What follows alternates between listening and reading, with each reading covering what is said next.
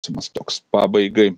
Konstitucija privalo ginti valstybę, o taigi nustatytas mechanizmas, kiek gali Seimas ir kokiu mechanizmu Seimas gali pakeisti konstituciją, o kai kuriuos punktus gali pakeisti tik tai Lietuvos žmonės, tame tarpe ir punktą, kad pirmą konstitucijos straipsnį, kad Lietuva yra nepriklausoma respublika.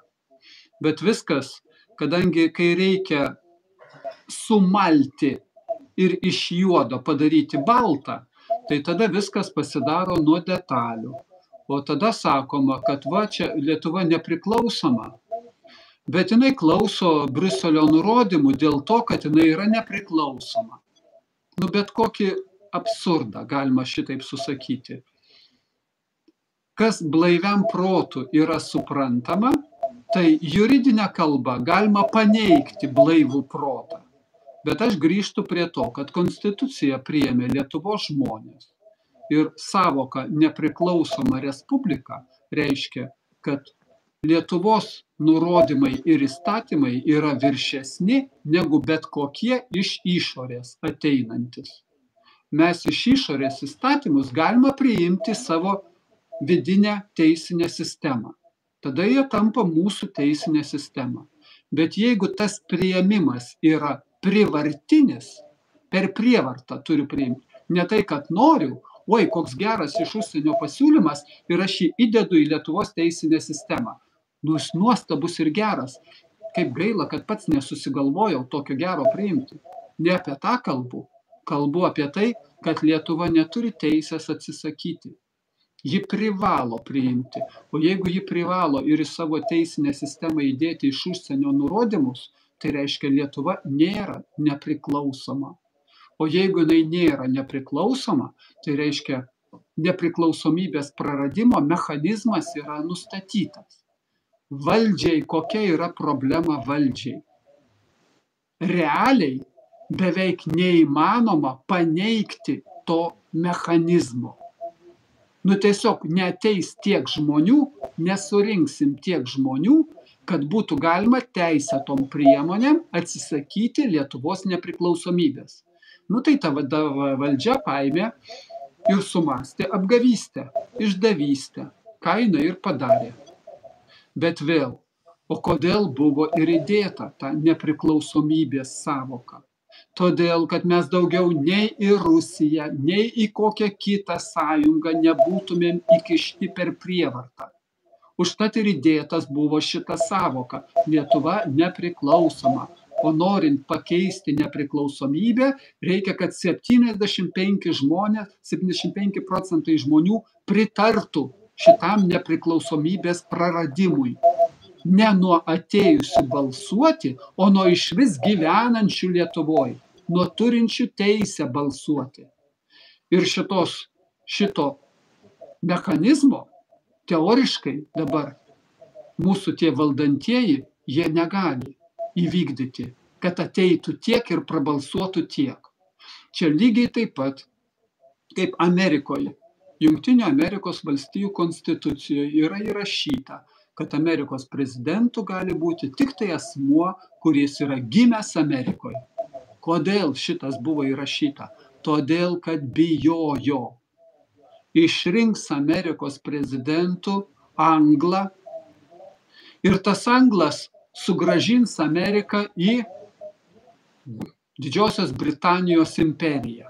Tiesiog bijojo, užtat įrašė šitą savoką. Privalo būti gimęs Amerikos teritorijoje. Tai mūsų Lietuvos konstitucijai, Lietuvos žmonių, čia ne valdžios, o Lietuvos žmonių yra nustatytas mechanizmas. O kai valdžia sulaužo šitą mechanizmą, kai išduoda mus, tai tokiu atveju ta valdžia tampa neteisėta. Bet žmonėm, jeigu masių informavimo priemonės apie tai nepraneša, tai žmonės ir nežino. O politinės partijos, jos tyli, nes jos yra sistemos sudėtinė dalis. Nėra Lietuvoje dabar politinių partijų, kurių matytų, kurios nebūtų nupirktos vienokiu ar kitokiu būdu. Ir kurios matytų, kad yra prasmė nepriklausoma Lietuva. kuri nevykdo nurodymų. Man savigarba mano visai kitokia yra, kai aš nepriklausomos Lietuvos esu pilietis. Būtent pilietis. O ne tai, kuri Lietuva kaip vasalas kažko tai. Klausau, vykdau, šeimininkas pasakė, ai, bučiuokim ranką, nes jis bus geras. Ačiū, mano charakteris netoks. Mano savigarba yra šitoj vietoj kitokia. Ir aš sakau ne. Ir aš sakau tada gana. O kiek Lietuvoje žmonių turinčių savigarbą, aš nekalbu apie visokias žuvis ar vėgėles, kuris kai reikia pasakys vienaip, kai reikia pasakys kitaip. Ir kuris tiesioginiu tekstu sakė, pasnaka įdėtas frazė. Į Lietuvos konstituciją privalom žiūrėti per NATO ir ES prizmę. Išvertus į lietuvių kalbą, reiškia Lietuvos konstitucija yra žemesnis teisės aktas ir mes klausom nurodymų. Ir čia garbingos Lietuvos šalies žmogaus šneka, garbingos. Mano savoka apie garbingą, kas yra garbinga, yra visai kitokia. Užtat ir pasakiau, gana. Aš su mielu noru sėdėčiau namuose, žiūrėčiau pro langą, kaip debesis skrenda, nes tiesiog gražu, smagu gyventi ir nereikia dirbti. Bet kad nieks nepadaro šito darbo ir pasitikėti, aš dėja neturiu kuo. Iš tų, kas yra valdžioje. Neturiu kuo. Ir jeigu aš apgausiu save ir pasitikėsiu tais šunsnukiais ir išdavikais, tam, kad apgaučiau save ir kad galėčiau nedirbti, tai aš būčiau tokiu atveju dvigubai būsiu neteisus ir nesąžiningas. Nes prieš kitus galima būti sąžiningu tik tai tokiu atveju, jeigu esi sąžiningas prieš save.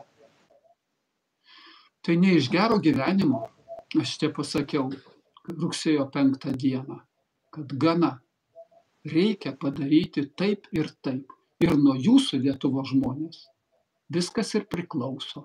O aš tik esu transliuotojas to, ką reikia padaryti. Ir aš turiu vieną balsą. Viskas priklauso tik nuo jūsų, taigi džiaukimės. Taigi gerai, nuo mūsų priklauso. Matot, Vaida, kiek ir prikalbėjau.